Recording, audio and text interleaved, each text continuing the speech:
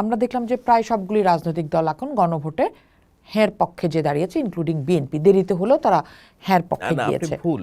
BNP দেরিতে হলেও BNP কোনোদিনই না ভোটের প্রচারণা চালায় নাই।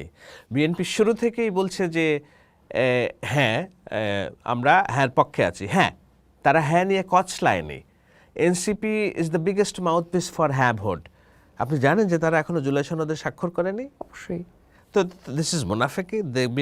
তারা মোনাফিকি অ্যাডপ্ট করছে জামাতের সাথে জোট বাঁধার পরে, যে তারা বলছে যে আমরাই হ্যাঁ ভোটের প্রচারণা, যে জিনিসটা বিএনপি মানে হ্যাঁ ভোটের পক্ষে দাঁড়াবে না। আমরা বিভিন্ন রাজনৈতিক দল, মানে বিএনপির বিভিন্ন নেতার মুখে এটা শুনেছি, এবং যারা তৃণমূল পর্যায়ে প্রচার চালাচ্ছেন তারাও বলছেন যেন না ভোটের পক্ষে থাকা হয়। এটা একেবারে সাংবাদিক হিসেবে শাহাদ আলম আপনিও জানেন, আমিও জানি যে কি ধরনের প্রচার চলছে।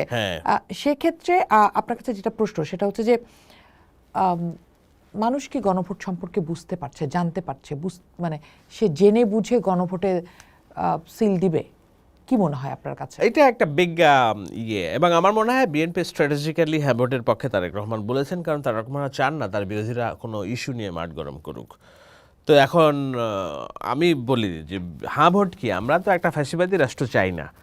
তো না চাইলে আমাদের 5 বছর পর পর নির্বাচন হইতে হবে। এখন তারেক রহমান আর বিএনপি কি 5 বছর পর পর নির্বাচন দেওয়ার পক্ষে না বিপক্ষে? পক্ষে। তারা বলছে যে 2বারের বেশি প্রধানমন্ত্রী তারা চায় না। তো এটাও তো সংস্কার, তো এগুলোই তো, তাই না? এর বাইরে তো আর কিছু নাই। সুতরাং এটা না যাওয়ার কোনো কারণ নাই। তারা বলছে হ্যাঁ, এবং তারা নোট অফ ডিসেন্ট সহ স্বাক্ষর করছে এবং বলেছে যে আমরা যেসব বিষয়ে স্বাক্ষর সহ নোট অফ ডিসেন্ট সহ স্বাক্ষর করেছি সেগুলো আমরা মানব। চাপিয়ে দেওয়া কোনো কিছু আমরা মানব না। সুতরাং তাদের না ভোটের পক্ষে যাওয়ার দরকার নাই।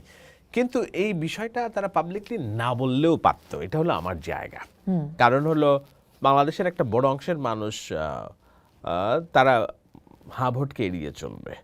তারা অনেকগুলো প্রচারণা এর মধ্যে হয়েছে, যেমন হুজুরদের তরফ থেকে একটা প্রচারণা হয়েছে হ্যাঁ ভোট হলে বাংলাদেশে সংবিধানে বিসমিল্লাহির রহিম থাকবে না। তারপরে অনেকেই হ্যাঁ ভোট হলে গভর্নমেন্ট ফরমেশন একটা জটিলতা তৈরি হইতে পারে, যেহেতু একটা গণপরিষদ হিসেবে কাজ করবে পার্লামেন্ট মেম্বারের সাথে। সুতরাং মানুষের কনফিউশন আছে এবং 4টা প্রশ্নের একটা উত্তর হয় হ্যাঁ কিংবা না। এখন আপনি করল্লার তরকারি, সুন্দর গরুর মাংস, দই আর হলো এটাকে কি বলে ধরেন বোরহানি, 4টাই খুব ভালো জিনিস। এখন আপনি করল্লা ভাজিটা খাইতে চান না, কিন্তু আপনাকে বলা হলো মিক্স করে দিলাম, এখন এটা তুমি খাবা না, দই, করল্লা, গরুর মাংস আর বোরহানি, খাবা কি খাবা? হ্যাঁ খাইলে হ্যাঁ, আর না খাইলে না। এখন আপনার গরু মাংসটা খাইতে ইচ্ছা করছে কিন্তু করল্লা আপনি খাইতে চান না, তো আপনি কি ঠিক আছে খাইলাম?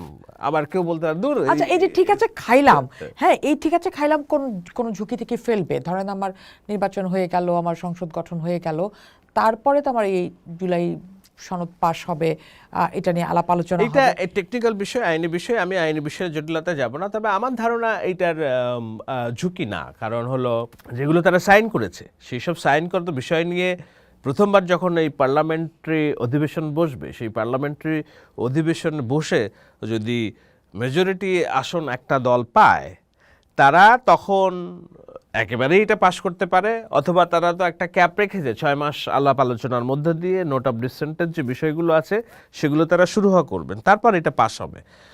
সুতরাং পার্লামেন্টে বসবে একসাথে, তারা এই সংস্কার নিয়েও আলোচনাটা করবে, করে যেসব জায়গায় নোট অফ ডিসেন্ট ছিল সেই সব বিষয়গুলো শুরু করার চেষ্টা করবে। এখন এটা নিয়ে একটা হাউখাও যেটা চলছিল কয়েকদিন আগেও, এই হাউখাও নতুন করে শুরু হবে, এই আর কি, অন্য কোনো বিষয় না। যে সংস্কার না বিএনপি পাশ করছে, তারা এখন সব সংস্কার ভুলে যাচ্ছে, হ্যান ত্যান, বিএনপি সংস্কার বিরোধী দল, হাউখাও তৈরি হবে যদি হ্যাঁ পাশ হয়। আর না পাশ হইলে যেটা হবে সেটা হলো যে রাখো তোমার এইসব আলোচনা পাবলিক ম্যান্ডেট দেয় নাই, আমাদের নিজস্ব ওয়াদা আছে আমরা রাষ্ট্র কিভাবে চলবে, সেই সংস্কার আমরা যেটা স্বাক্ষর করছিলাম সেই আলোকে আমরা এটা এক্সিকিউট করছি। আর বাইরে যখন তারা হাউখাও করা, তাদের আর কোনো সে থাকবে না। সুতরাং আমি বললে খুব বিতর্কিত হয়ে যায়, বাট আমি মনে করি না ভোট জয়যুক্ত হওয়াই বাংলাদেশের জন্য মঙ্গল।